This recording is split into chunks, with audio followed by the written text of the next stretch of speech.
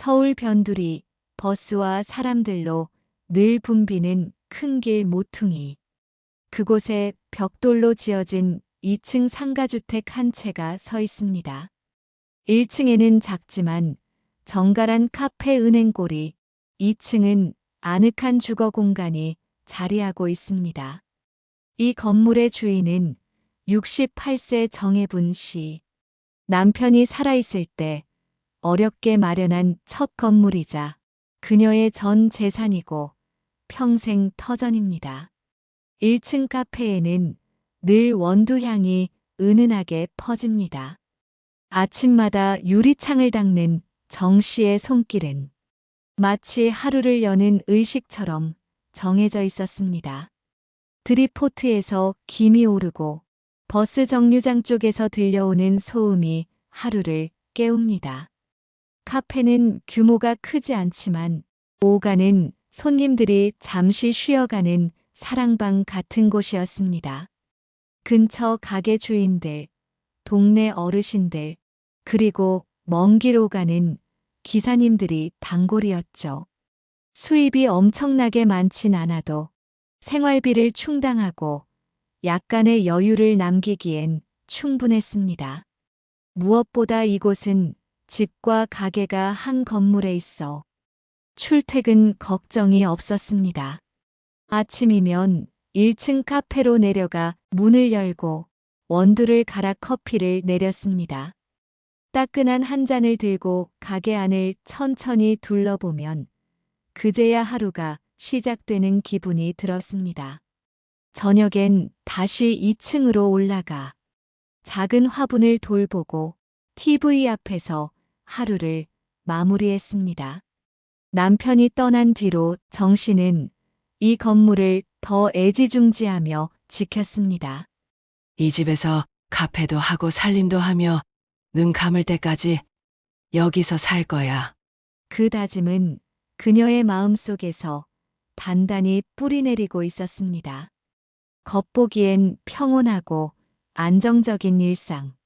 하지만 그 평온은 오래가진 못했습니다. 조용했던 2층 주거 공간에 예상치 못한 식구가 들어오게 되면서 모든 것이 변하기 시작했습니다. 몇 년 전 딸 부부가 찾아왔습니다. 엄마, 애 낳으면 넓은 집에서 키우고 싶어. 잠깐만 위층에서 같이 살면 안 될까?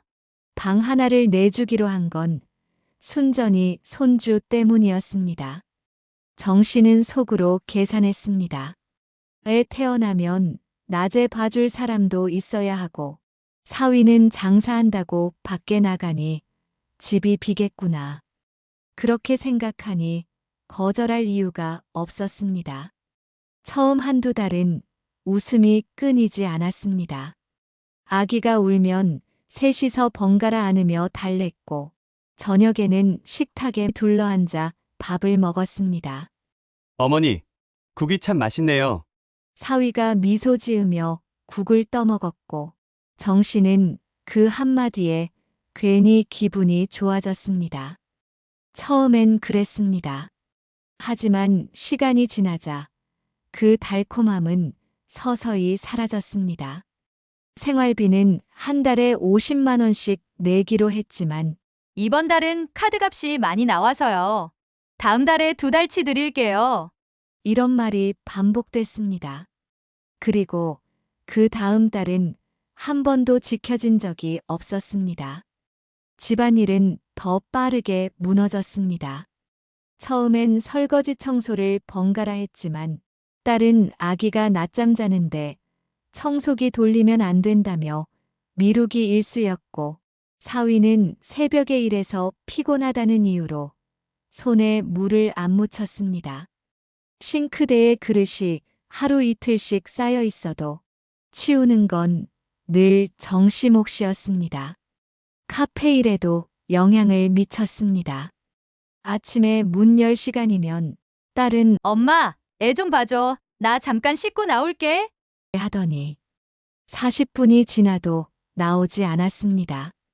그 사이 카페 문 여는 시간은 밀리고 단골 몇 명은 발길을 돌렸습니다. 사장님, 요즘 늦게 여시네요. 그 말이 칼처럼 꽂혔습니다. 저녁이 되면 사위는 카페 구석에 앉아 노트북을 펼쳤습니다. 장모님, 이 자리에 프랜차이즈 카페 하나 들이면 임대료만으로도 충분히 사세요. 정 씨는 고개를 저었습니다. 난 이 가게가 좋아. 돈도 중요하지만 이 일을 하며 보내는 시간도 역시 소중하고 사위는 웃으면서도 눈빛은 진지했습니다. 장모님, 기회는 지금이에요. 그 말이 몇 번이고 반복될수록 정 씨의 속은 조금씩 불편해졌습니다. 심지어 전기수도 요금도 2배로 늘었습니다. 여름엔 에어컨을 하루 종일 켜두고 겨울엔 보일러를 끄지 않았습니다. 정 씨가 절약하자는 말을 꺼내면 엄마, 애가 있는데 어떻게 추운 집에서 살아요? 대답은 늘 같았습니다. 처음엔 가족이니까라고 참았지만 그 가족이라는 말이 점점 부담스러운 족쇄처럼 느껴지기 시작했습니다. 이 집이, 이 가게가 조금씩 자신 뜻대로 움직이지 않는 듯한 묘한 불안이 마음 한구석에 자리 잡았습니다. 시간이 지날수록 딸 부부의 생활은 정 씨의 예상과 달랐습니다. 생활비는 거의 고정으로 밀렸고 전기수도 요금은 예전보다 2~3배는 많이 나왔습니다. 정 씨가 가계부를 들여다보며 한숨을 쉬면 딸은 슬쩍 웃으며 말했습니다. 엄마, 요즘 물가가 얼마나 올랐는데요. 조금만 참고 이해해 주세요. 조금만 참아. 너희 들어온 지 1년이 넘었어. 정 씨의 목소리는 날카로워졌지만 딸은 그저 웃어넘겼습니다. 사위는 그러지 말라는 말에도 매번 웃어넘기며 저녁이면 또다시 카페 구석에 앉아 노트북 화면을 펼쳤습니다. 장모님, 요즘 상권 분석이 이렇게 나와요. 이 자리에 프랜차이즈 들어오면 임대료가 최소 월 400이에요. 그 돈이면 장모님 일 안 하고 편하게 사실 수 있어요. 정 씨는 그 말에 또 고개를 저었습니다. 난 아직 일할 수 있어. 손님들도 날 기다려. 이렇게 일하는 게 더 즐겁고 하루가 보람차. 하지만 사위는 포기하지 않았습니다. 장모님, 편하게 사는 게 나쁜 건 아니잖아요. 아파트로 이사 가면 주차도 편하고 엘리베이터도 있고 애 키우기도 좋고 지금이 기회예요. 그 말이 몇 번이고 반복될수록 정 씨의 마음속 불안은 서서히 의심으로 변해갔습니다. 생활비 문제도 갈등을 키웠습니다. 한 번은 전기요금을 보고 정 씨가 놀랐습니다. 한 달에 30만 원이 넘게 나왔어. 어떻게 이렇게 써? 사위는 아무렇지 않게 대답했습니다. 애 키우려면 에어컨이랑 공기청정기 풀로 돌려야죠. 딸도 거들었습니다. 엄마, 혼자 살 때랑 비교하면 안 돼요. 그날 밤 정 씨는 카페 수입과 생활비 지출을 놓고 계산기를 두드렸습니다. 애들 먹이고 생활비 쓰고 나면 정작 내 손에 남는 게 없네. 어느 날 카페 장부를 보던 정 씨는 이상한 점을 발견했습니다. 원두 재고가 눈에 띄게 줄어 있었던 겁니다. 손님이 늘어난 것도 아닌데 도대체 어디로 간 걸까 궁금했습니다. 며칠 뒤 딸이 동네 친구에게 커피 원두 봉투를 건네며 말하는 걸 우연히 들었습니다. 엄마 가게 카페 원두야. 진짜 맛있어. 가져가서 먹어. 심지어 이웃 가게 사장에게도 언제든 필요하면 말씀하세요. 라며 인심을 쓰고 있었습니다. 정 씨는 당장 뭐라 하고 싶었지만 손주가 옆에서 놀고 있어 꼭 참았습니다. 심지어 딸 부부는 집 구조까지 바꾸고 싶어 했습니다. 엄마, 2층 거실 벽 허물면 훨씬 넓어져요. 요즘은 이렇게 오픈형으로. 안 돼. 여기 구조 그대로 둘 거야. 정 씨는 단호했지만 그들의 눈빛에서 이 집을 자기들 마음대로 바꾸고 싶어 한다는 기운을 읽을 수 있었습니다. 그때부터 정 씨는 매일 생각했습니다. 내 집인데 점점 내 자리가 없어지는 기분이야. 그리고 그 불안은 오래 걸리지 않아 현실이 되기 시작했습니다. 그러던 어느 날이었습니다. 아침부터 허리가 심하게 당기고 다리에 힘이 빠져 카페 문을 여는 것조차 힘들었습니다. 원두 포대를 들어 올리다 갑작스러운 통증이 몰려와 주저앉은 채 한참을 꼼짝 못했습니다. 그 모습을 본 단골 손님이 놀라며 병원 가보셔야 하는 거 아니에요? 하고 걱정했지만 정 씨는 조금만 쉬면 괜찮아질 거예요. 라며 애써 웃었습니다. 하지만 점심 무렵이 되자 통증은 더 심해졌고 걸을 때마다 다리가 저릿하게 마비되는 느낌이 들었습니다. 결국 딸이 카페로 와서 부축했고 그대로 병원 응급실로 향했습니다. MRI 촬영을 마친 의사는 심각한 표정으로 말했습니다. 허리 디스크가 악화됐네요. 신경을 심하게 눌러서 지금 상태로는 일상생활이 어렵습니다. 수술하고 최소 2달은 입원하셔야 해요. 순간 정 씨의 머릿속은 하얘졌습니다. 카페, 집, 생활비, 앞으로의 2달이 순식간에 불안한 그림으로 채워졌습니다. 딸은 그 자리에서 재빠르게 말했습니다. 엄마, 걱정 마세요. 카페 문은 잠깐 닫아두고 집이랑 가게는 저희가 잘 챙길게요. 사위도 옆에서 거들었습니다. 이참에 푹 쉬세요. 장모님 안 계셔도 저희가 다 알아서 할게요. 걱정 마세요. 다음 날 카페 유리문에는 사정으로 잠시 쉽니다라는 안내문이 붙었습니다. 안쪽은 그대로 멈춘 듯 고요했고 평소 매일 맡아오던 커피 향 대신 먼지 냄새가 배어갔습니다. 정 씨는 병원 침대에 누워 치료와 재활에 집중하려 했지만 마음 한쪽은 도무지 편해지지 않았습니다. 집도 가게도 전부 딸 부부 손에 맡겨둔 상태였으니까요. 밤이 되면 이런 생각이 꼬리를 물었습니다. 애들이 진짜 잘 지키고 있을까? 혹시 엉뚱한 짓은 안 하고 있겠지? 딸 부부를 믿어야 한다고 스스로 다독였지만 불안은 쉽게 가라앉지 않았습니다. 입원한 지 한 달쯤 되던 날이었습니다. 점심 식사를 마치고 병실 창밖을 멍하니 바라보고 있을 때 오랫동안 알고 지내던 이웃 김 여사가 전화를 걸어왔습니다. 수화기 너머로 들려오는 목소리는 평소처럼 반가웠지만 첫마디가 심상치 않았습니다. 아니, 이사 가신다면서요? 왜 말도 없이 가세요? 집도 팔았다던데. 정 씨는 눈을 크게 떴습니다. 뭐라고요? 내가 왜 집을 팔아요? 나 지금 병원에 있는데. 김 여사는 잠시 머뭇거리다가 덧붙였습니다. 아니, 지난주에 부동산 사장님이 그러시더라고요. 사위분이 나와서 계약 다 마쳤다고 이웃들한테도 곧 이사 간다고 하셨다던데요. 정 씨는 심장이 쿵 내려앉는 느낌이었습니다. 머릿속이 복잡해져 아무 말도 못한 채 전화를 끊고 말았습니다. 아니야.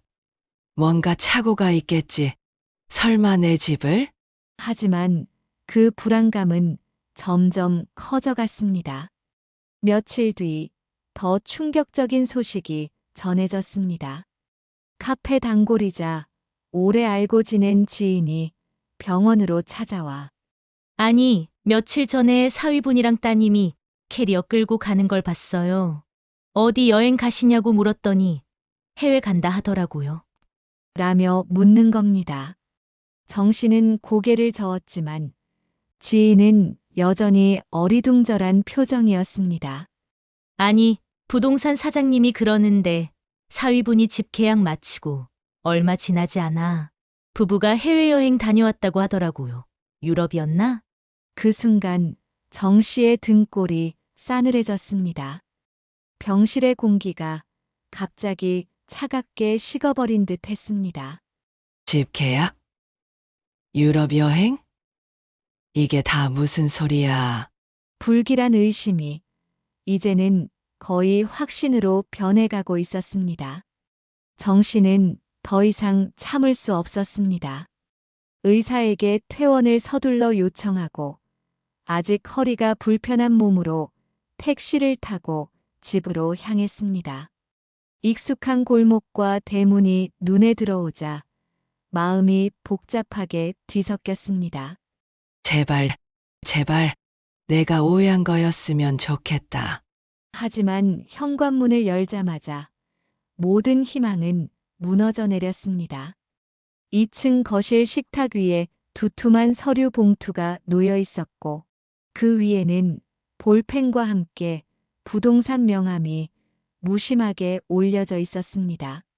손이 떨리는 걸 참으며 봉투를 열었습니다. 안에는 깨끗하게 정리된 매매 계약서 한 장이 들어 있었고 매도일란에는 정혜분이라는 자신의 이름 옆에 선명하게 인감도장이 찍혀 있었습니다. 게다가 계약 날짜, 금액, 매수인 정보까지 모두 채워져 있었습니다. 정 씨는 숨이 턱 막혀왔습니다. 이게 뭐야? 내가 이런 계약을 한 적이 없는데. 그 순간 번개 치듯 뜨는 생각이 있었습니다. 딸 부부가 병원에 와서 슬쩍 물었던 인감도장. 그리고 사위의 그 의미심장한 웃음. 정 씨는 자신이 인감을 꺼낸 적도 서명한 적도 없다는 걸 누구보다 잘 알고 있었습니다. 분명 누군가 인감과 신분증을 훔쳐 서류를 꾸민 것이었습니다. 그 누군가가 누구인지는 더 생각할 필요도 없었습니다. 분노와 허탈함이 뒤섞인 채 정 씨는 곧장 부동산으로 달려가 계약을 진행했던 중개사를 불러냈습니다. 이 계약, 제 동의 없이 진행된 겁니다. 저는 서류에 사인한 적이 없어요.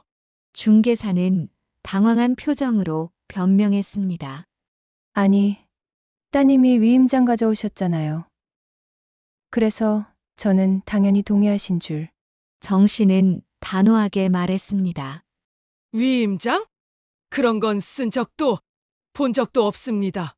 매수인 연락처를 주세요. 제가 직접 말씀드리겠습니다. 그 길로 매수인 부부를 인근 카페로 불러냈습니다. 잠시 뒤 매수인 부부가 도착했고 정 씨는 침착하게 모든 상황을 설명했습니다. 저는 병원에 입원 중이었고 제 인감과 신분증을 누군가 훔쳐서 이렇게 계약을 한 겁니다. 매수인 부부는 서류를 번갈아 보며 얼굴이 굳어졌습니다. 이게 무슨 일이죠? 이런 건 명백한 사기 아닙니까? 그들은 곧바로 말했습니다. 저희는 이런 계약 절대 진행 못합니다. 당장 파기합시다. 정 씨는 매수인의 그 한마디에 숨이 조금은 트였습니다. 적어도 이 사람들은 상황을 이해했고 계약을 억지로 밀어붙이려는 부류가 아니었으니까요. 하지만 마음속 깊은 곳에서는 아직 분노가 가라앉지 않았습니다. 이게 내 친딸이 내 사위가 한 짓이라니.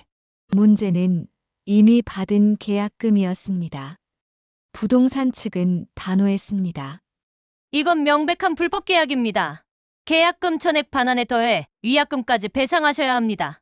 사위와 딸은 그 자리에서 얼굴이 새파랗게 질렸습니다. 여행 경비와 새집 계약 준비금으로 이미 절반 이상을 써버린 상태였기 때문입니다. 사위는 중개사에게 목소리를 낮춰 애원했습니다. 조금만 기다려 주시면 안 될까요? 곧 돈이 들어올 예정이라. 하지만 중개사는 냉정하게 잘랐습니다. 그럴 수 없습니다. 오늘 중으로 해결되지 않으면 법적 절차에 들어갑니다. 결국 두 사람은 발을 동동 구르다 은행 대출 창구로 향할 수밖에 없었습니다. 그 과정에서 이 사실이 이웃과 친척들에게 삽시간에 퍼졌습니다. 아니, 그 잘난 사위가 장모 몰래 집을 팔려고 했대. 그 돈으로 해외여행 갔다더라. 수군거림이 골목마다 메아리 쳤습니다. 며칠 뒤 정 씨 앞에 나타난 딸은 눈이 퉁퉁 부어 있었습니다. 엄마 진짜 우리 의도는 그게 아니었어요. 그냥 엄마 힘들까봐 더 편한 대로 가시라고. 정 씨는 차가운 표정으로 고개를 저었습니다. 의도만 좋으면 뭐하니? 방법이 잘못됐는데. 사위는 옆에서 아무 말도 하지 못하고 고개만 숙이고 있었습니다. 정 씨의 목소리는 단호했습니다. 너희는 내 믿음을 팔아넘겼어. 돈이 문제가 아니야. 앞으로 내 앞에서 가족이라고 말하지 마. 그 말에 딸은 울음을 터뜨렸지만 정 씨는 더는 흔들리지 않았습니다. 그 순간 이미 그들의 인연은 끊어진 것이나 다름없었습니다. 정 씨는 결국 집을 지켜냈지만 그 과정에서 마음속 깊은 곳은 텅 빈 듯 했습니다. 딸 부부와는 이제 전화 한 통도 주고받지 않았습니다. 그들에 대한 미련은 남아있지 않았지만 배신이 남긴 상처는 쉽게 아물지 않았습니다. 며칠 동안은 카페 문도 열지 않고 2층 거실 창가에 앉아 가만히 골목을 바라보았습니다. 바람이 스치는 소리, 오토바이 지나가는 소리, 이웃이 부르는 인사. 모든 게 예전과 똑같았지만 세상은 더 이상 예전과 같지 않았습니다. 하지만 오래 주저앉아 있을 수는 없었습니다. 정 씨는 어느 날 아침 카페 불을 켜고 원두 자루를 꺼냈습니다. 그 묵직한 무게와 고소한 향이 마치 다시 숨을 불어넣어주는 듯 했습니다. 그동안 방치했던 커피 머신을 닫고 테이블볼을 새 걸로 갈아입히고 유리창을 반짝이게 닦았습니다. 첫날 오랜 단골 손님들이 하나둘 찾아왔습니다. 사장님, 드디어 문 여셨어요? 걱정 많이 했어요. 그 따뜻한 말에 정 씨의 입가에 작은 미소가 번졌습니다. 그날 영업을 마치고 카페 문을 닫으며 정 씨는 조용히 혼잣말을 했습니다. 이제 더는 누구에게도 휘둘리지 않을 거야. 그 목소리는 단단했고 눈빛은 더 이상 흔들리지 않았습니다. 위태롭고 흔들렸던 날들을 지나 그녀는 다시 단단히 일어섰습니다.